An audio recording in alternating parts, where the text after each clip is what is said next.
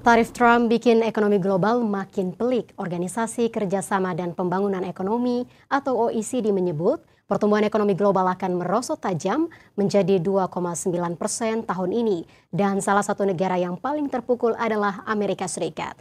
Diprediksi ekonomi Amerika Serikat bakal turun tajam menjadi 1,6%, sedangkan China, OECD justru memprediksi ekonomi China akan tumbuh 4,7%. Tarif Trump membuat suram ekonomi dunia.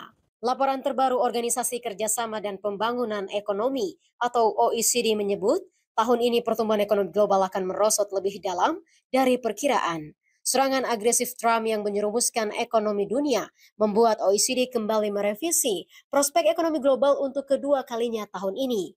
OECD memprediksi pertumbuhan ekonomi global melambat menjadi 2,9% dari 3,3% pada tahun 2024. OECD mengingatkan prospek pertumbuhan akan makin lemah jika proteksionisme meningkat, yang memicu inflasi, mengganggu rantai pasokan, dan mengguncang pasar keuangan. OECD adalah organisasi beranggota 38 negara kaya yang berpusat di Paris. Laporan OECD menyebut salah satu negara yang paling terpukul akibat tarif Trump adalah Amerika Serikat.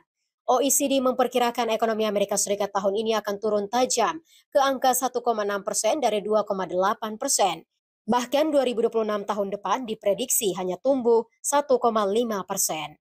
Meski Trump sesumbar di media sosialnya karena tarif ekonomi Amerika Serikat melonjak, namun data resmi terbaru menunjukkan ekonomi Amerika Serikat menyusut pada tingkat tahunan sebesar 0,2% pada kuartal 1 2025. Ini merupakan kontraksi pertama sejak tahun 2022.